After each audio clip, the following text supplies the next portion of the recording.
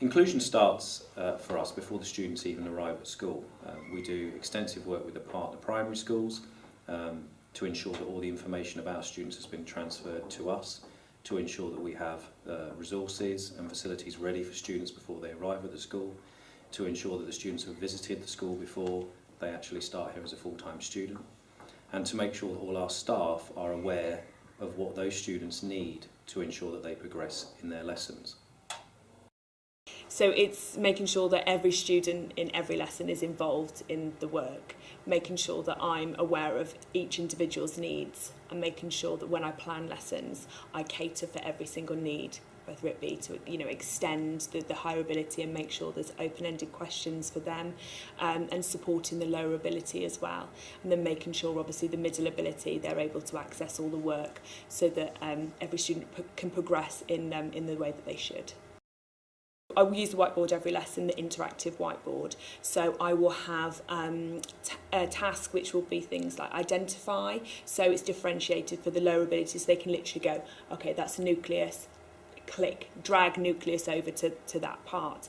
Then I will go on and I will maybe have tasks where they have to pair things up. Again, it allows the higher ability to kind of look at the harder things and the lower ability to start trying to make those connections. So I also use tablets where I'll set up a quiz and there's simple answers where they just have to kind of click multiple choice, which supports the lower ability, and then there's higher questions where they have to write out answers, and it gives them instant feedback so they can say, great, I've got that one, or I haven't quite got that one, and then I will get a chart that kind of tells me who has and hasn't got things right, so I can go around and I can differentiate and say, look, I need to extend you guys and here's my question, or I need to support you guys there.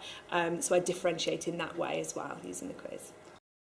My expectation of the school is to ensure that every child, regardless of abilities, disabilities, beliefs, backgrounds, race or gender, are all encouraged to meet their academic potential.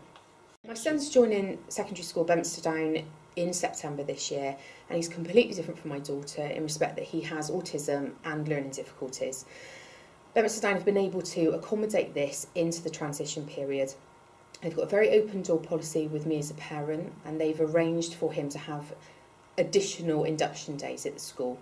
So this means that with all his anxieties about change and being with older children, he's able to come in more regularly than the other students and become confident in his surroundings.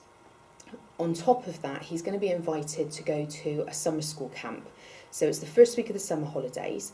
He'll come with similarly minded children, do all sorts of activities, some in school, sometimes they might go out, but it's going to give him the opportunity to forge some new friendships with children similar to him from other schools, and this I think is going to be a real bonus for him because he's going to be able to get used to the building without the stress and worry of it being full with other students. To support staff in achieving this, clearly there's a requirement for lots of staff training, and that's training about different strategies that we expect them to use, but also in the different technologies that we use to support inclusive practice in the school. First of all, inclusion to me means that making sure that all of our learners, regardless of whether they've got special educational needs, whether they are English as an additional language, whether they're gifted and talented, and in fact all the things in between as well are catered for. So inclusion really is about making sure that there is quality first teaching in the classroom, because that means personalised learning. Teacher knows exactly where the child is, where they need to move on. So that's the first thing. But we all know that children do have additional needs, so it's about using information from outside agencies, from primary school, to make sure that we are filling the gaps for those children that have additional needs over and above what other children would have. We have a number of interventions, and one of some of the short-term interventions is to take where the children are when they come from primary school up to secondary school, and if there are children for whom their they're behind on their chronological reading age, then we make sure that they come into a room like this and have one-to-one reading recovery. We also have a phonics activity which is known as sound training for reading, which is also about not only reading age, but it's about decoding text, which is a little bit deeper. It's about getting meaning from text.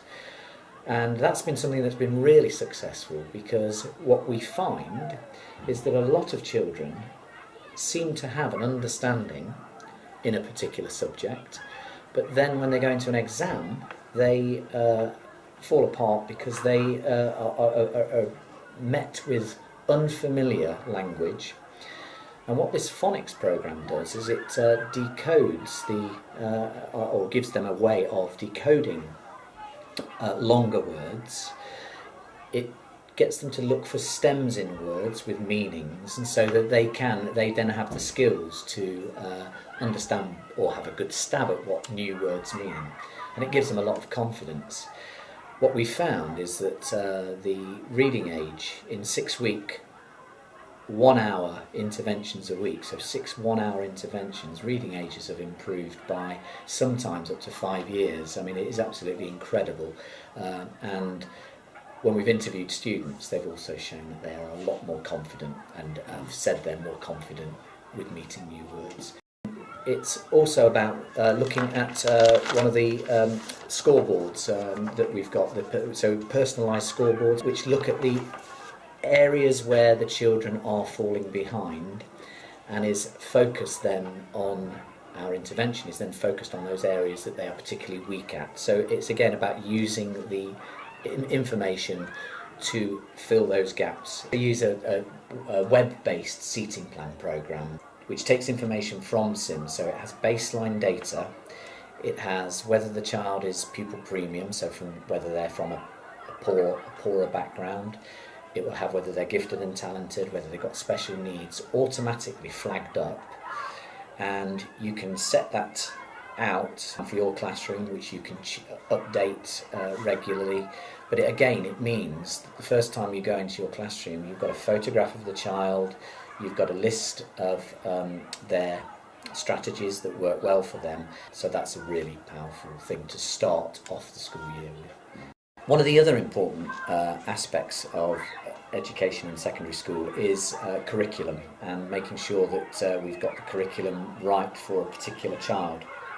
And whilst everybody is required to do the core subjects, we offer a range of accreditation routes which suit particular children. So I'll give you an example. Some children do just continue to fall apart in examinations, so for that child it may be better to guide them during option times to courses with a greater amount of continued assessment coursework, and so there are some courses which are 100% coursework, some that are 60, so we've got a range that we use to make sure that children have accreditation routes that are suited to their needs.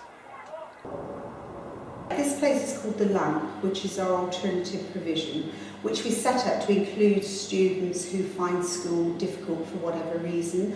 Some students are placed here because they have emotional behavioural difficulties and this supports them.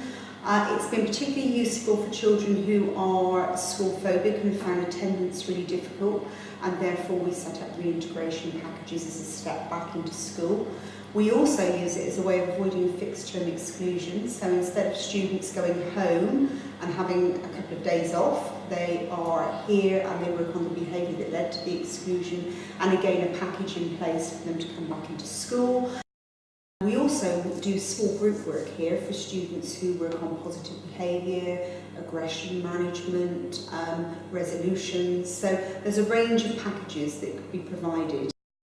The big focus on the LAMP is that it is part of our school. So all students that are here are 10 lessons in school, they come back into school part-time, teachers from school come here. So the real push is that actually this is part of the Bedminster Down community, and that I think has been a real bonus. So in terms of uniform and expectations on behaviour, it is exactly the same here, but we have lots of agencies come in. We have the Drug Project come here, counselling, careers advice. So everything that's available in school is also available here. We never say to students, you're up to LAMP forever, because the beauty of the model is that actually they never blow it. There's always an opportunity to get back into school. So kind of proms, assemblies, all of those kind of things is really important. They're in our uniform, our expectations are the same here as they would be in school. So as an inclusive project, this has really worked. So I hope you will have got a sense that inclusion is about every single student in every class, every lesson of every day. And in this way, we can ensure that every student, regardless of their needs, makes excellent progress in their time at Bedminster Down.